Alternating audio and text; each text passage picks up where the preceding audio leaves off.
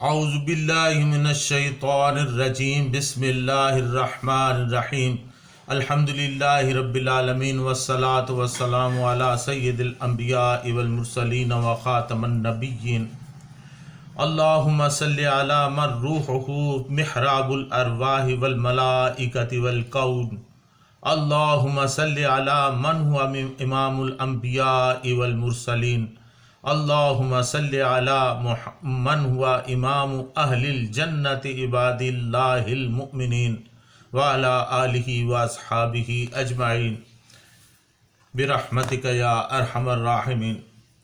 معزز ناظرین، السلام علیکم ورحمۃ اللہ وبرکاتہ۔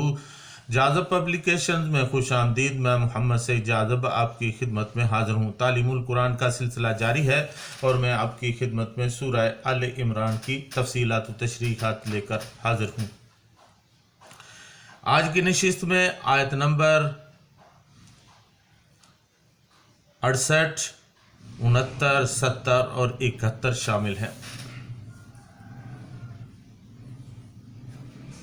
ارشاد باری تعالیٰ ہے ان اول الناس بابراہیم للذین اتبعوہ وہذا النبی والذین آمنوا واللہ ولی المؤمنین ودت طائفۃ من اہل الکتاب لو یضلونکم وما یضلون الا انفسهم وما یشعرون یا اہل الکتاب لم تکفرون بآیات اللہ وانتم تشہدون یا اہل الکتاب لم تلبسون الحق بالباطل وتکتمون الحق وانتم تعلمون۔ بلا شبہ حضرت ابراہیم علیہ السلام سے قریب تر وہ لوگ تھے جنہوں نے ان کی پیروی کی، پھر ان کے بعد یہ نبی صلی اللہ علیہ وسلم اور ان پر ایمان لانے والے اور اللہ تعالیٰ ایمان لانے والوں کا حامی و مددگار ہے۔ اہل کتاب میں سے کچھ لوگ یہ چاہتے ہیں کہ وہ آپ لوگوں کو گمراہ کر دیں، حالانکہ وہ اپنے آپ کو ہی گمراہ کر رہے ہیں اور انہیں اس بات کا شعور نہیں۔ اے اہل کتاب، تم اللہ تعالیٰ کی ان آیات کو کیوں انکار کرتے ہو جن کی تم خود گواہی دیتے ہو؟ اے اہل کتاب، تم حق و باطل کی آمیزش کیوں کرتے ہو اور جانتے بوجھتے سچی بات کو کیوں چھپاتے ہو؟ ناظرین، یہاں پر اہل حق سے قربت کے بارے میں بات کی گئی ہے۔ ان اول الناس بابراہیم للذین اتبعوہ وہذا النبی والذین آمنوا واللہ ولی المؤمنین۔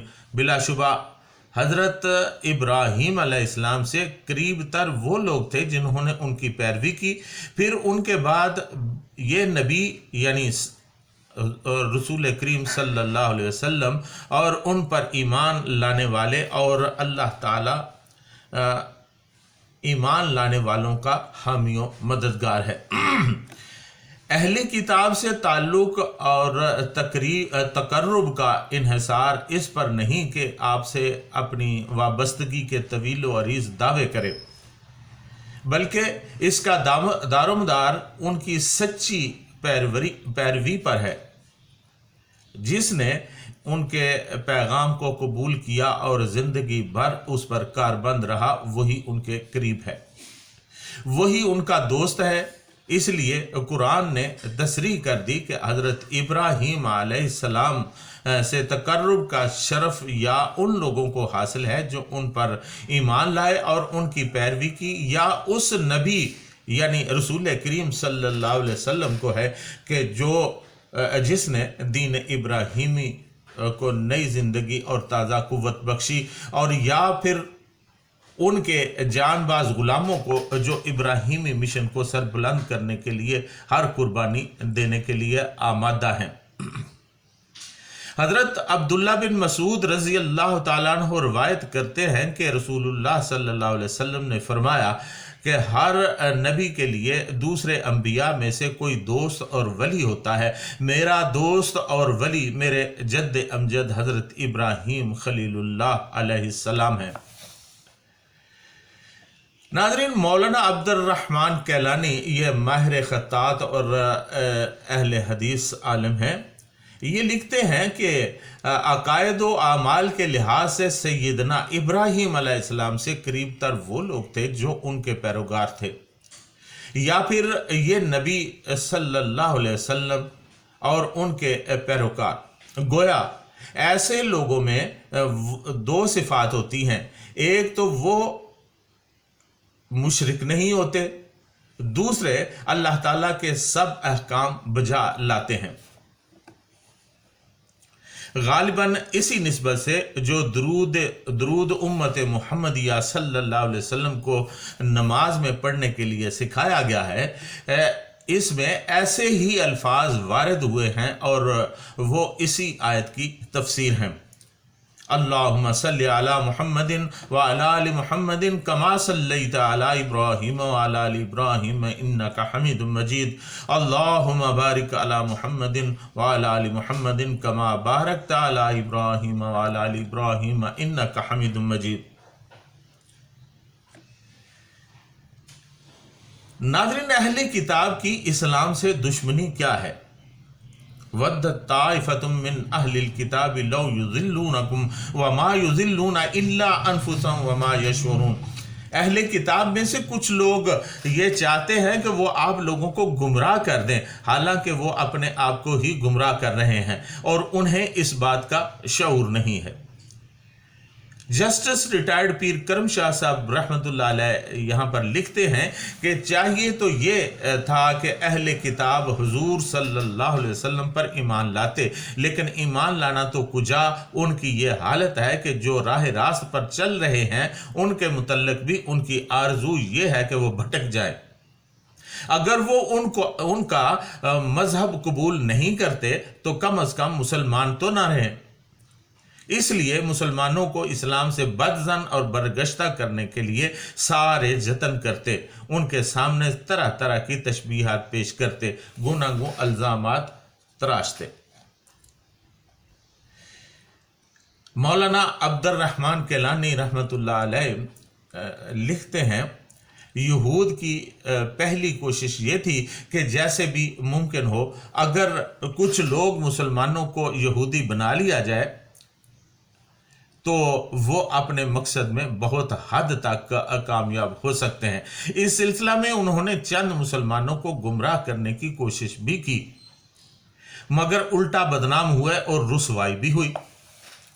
بھلا حضور سرور کائنات صلی اللہ علیہ وسلم کے پیروکار اور جانثار ان یہودیوں کے دام میں کیسے پھنس سکتے تھے؟ دوسری کوشش ان کی یہ تھی کہ تورات کی جن آیات میں نبی آخر الزمان صلی اللہ علیہ وسلم کی بشارت دی گئی ہیں انہیں عوام میں مشتہر ہونے سے روکا جائے، اور اس سلسلہ میں مکر و فریب اور کتمان حق کسی بات سے بھی دریغ نہ کیا جائے۔ ان کوششوں میں وہ کامیاب نہ ہوئے بلکہ الٹا ان جرائم سے اپنے آپ کو مزید گمراہی میں مبتلا کر لیا۔ ناظرین، اہل کتاب کی دشمنی کی وجہ یہ ہے کہ اسلام ان کے غلط عقائد سے پردہ اٹھاتا ہے۔ یہود نے تو حضرت عیسیٰ علیہ السلام کی بھی اسی بنا پر مخالفت کی تھی، لیکن حیرانی تو عیسائیوں پر ہے کہ اگرچہ یہود حضرت عیسیٰ علیہ السلام کے دشمن ہیں، لیکن 20ویں صدی سے ان کے ساتھ مل کر اسلام کے خلاف اکٹھے ہیں۔ وہ جانتے ہیں کہ اسلام مٹ نہیں سکے گا، اس لیے ان کا ہدف مسلمان ہے کہ وہ مسلمان بھی نہ رہیں۔ خصوصاً وہ چاہتے ہیں کہ تبلیغ اسلام رک جائے اور مسلمان بھی انہی کے طور طریقوں پر چلتے ہوئے اپنے دین سے غافل ہو جائیں۔ ان کے تہذیبوں سے ٹکرانے یعنی کلیش آف سیولائزیشن کے نظریہ کے پیچھے بھی یہی فلسفہ ہے۔ چنانچہ مذکورہ آیت میں ساری دنیا کے اسلام دشمن لوگوں کو چیلنج بھی ہے اور ایک عالمی پیشین گوئی بھی ہے کہ انشاءاللہ وہ اسلام کا کچھ نہیں بگاڑ سکیں گے۔ وہ صرف اپنا نقصان کر رہے ہیں کہ اپنے تعصب کی بنا پر اسلام کی ہدایت سے محروم ہیں۔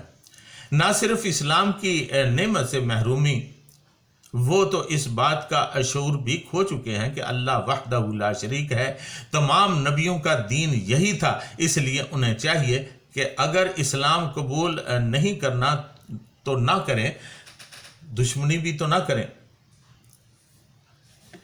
ناظرین، یہاں ایک خاص بات آپ سے عرض کرنا ہے۔